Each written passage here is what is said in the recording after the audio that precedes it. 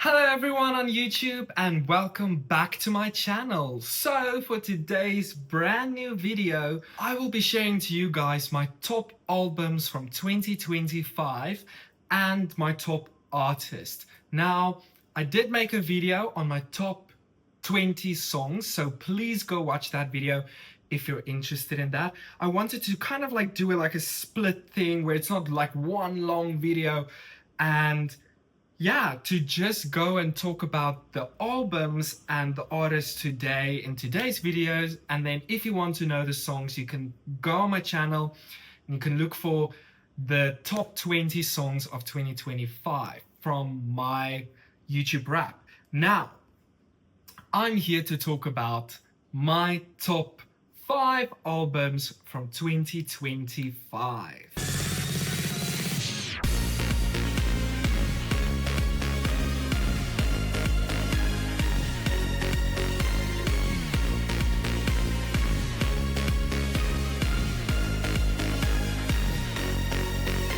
Fifth, and we'll go from 5, 4, 3, 2, 1, and then I will talk to you guys about the artists that really inspired me throughout 2025. If we can start off with my 5th favorite album of the year, it had to be Perrie Edwards' self-titled album. This is her debut album, and I must say, it is probably one of my favorite albums, definitely from the year. This album really resonated with me in such a different ways and such variety of ways. The album is really so Perrie coded. It's beautiful. It had a lot of ballads in it. It had a lot of pop anthems in it. It had a lot of sad songs, happy songs. It was so versatile, and it had a lot of songs on it, like I think 16 songs on it, which is incredible to know that she wrote so many songs, and they were all basically just written by her. So I also commend her for that. I personally love an artist who can write their own music, because that shows real craftsmanship in the art of music making. So I love this album so much. I mean, Forget About Us, if you wanted to, we would. Where You Are, Cute Aggression. There were so many songs on that album that was such bangers, and I love that album so much. 4 is the Tortured Poets Department, the anthology version from Taylor Swift. Now, from 2024, since this album came out in April of 2024, this album has stuck with me in a way that I can't really explain. This album will forevermore be one of my top 5 favorite Taylor Swift albums. The songs on the album is incredible. It has 31 songs on the album, and I basically love them all. It's such a good album. Really love it. I love to listen to this album, especially like when I'm gaming or when I'm doing something and I just want some nice music playing in the background. I will listen to the Tortured Poets Department, and this album really got me through really bad times. So I really love this album. Beautifully written, poetic in every way, and I think it's just a masterclass. It's really a masterclass in writing. Really it is. Then in number 3, we have 1989, Taylor's version. This album, if you watched my top 20 songs, you will know that a lot of that songs originates from this album. I love 1989. If you ask me what's my favorite Taylor Swift album, I will probably every single time say 1989. I'm just a 1989 girly. That's just who I am. I love that album so much. It's packed with 21, I think, incredible songs on it. And each and every single one holds such a special place in my heart. And this album will forevermore be in my top 5. I don't think since it's released it has ever not been in my top five. This album just will forevermore be in my top five. That's just what this album is and what this album means to me. So, yes. Second position, we have Midnight Till Dawn Edition. Now, just like I love Torture Poets Department, just like I love 1989, I love Midnight. Midnight was a truly turning point for me, I think, as a Swiftie or someone who really, I always loved Taylor Swift. From 1989, 2014, I was hooked on Taylor Swift. But when Midnight came out in 2023, that was really a turning point for me as a Swiftie.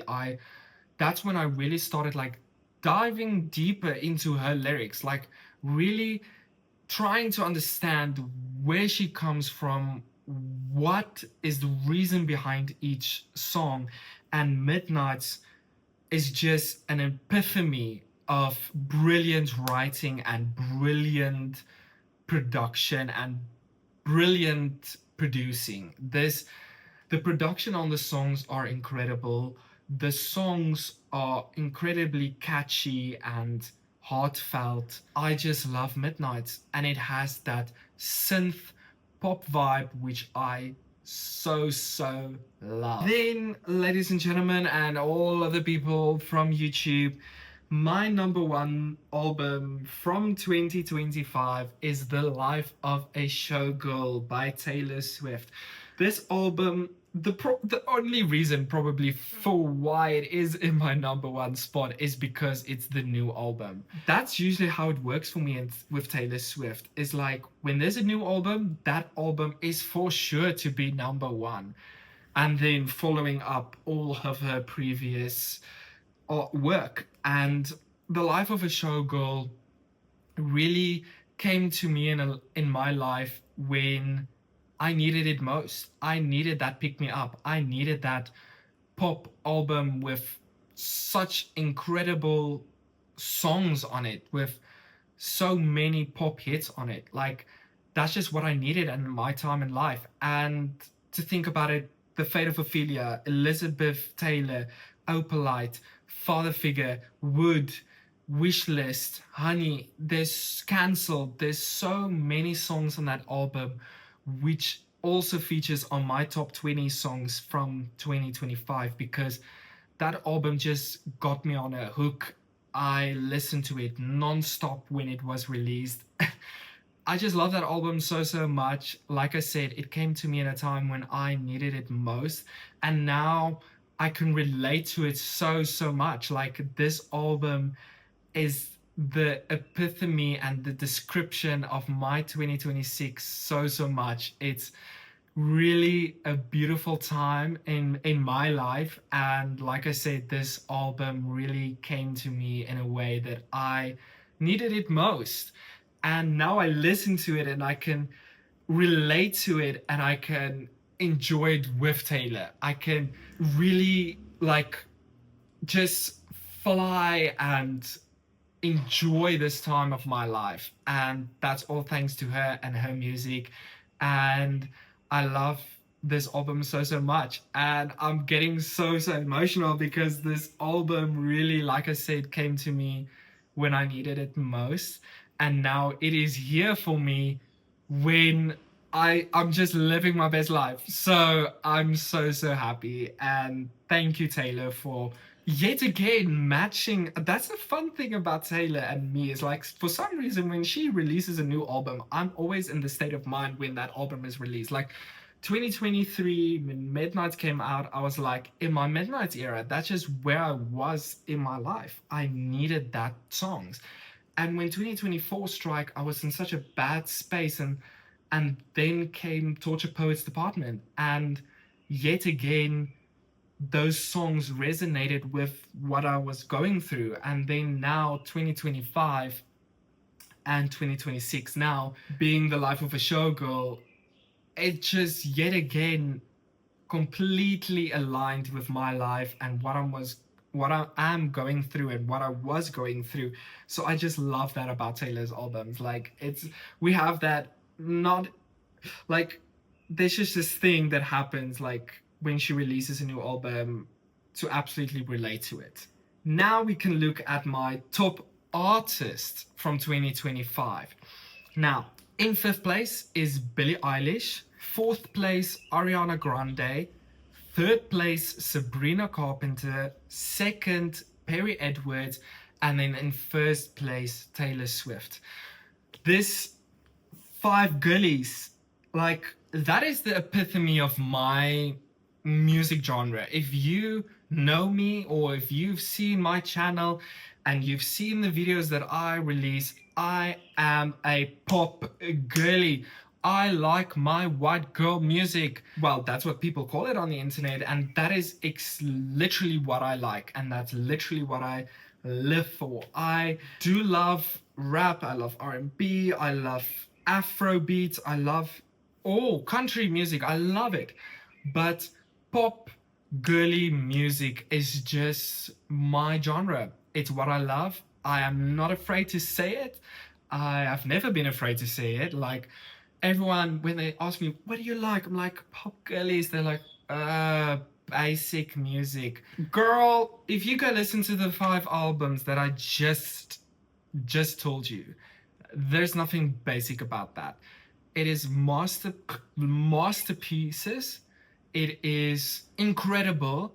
It is extremely autobiographical, and it is poetic. It is a work of art, and if you don't see it, then you're kind of missing out.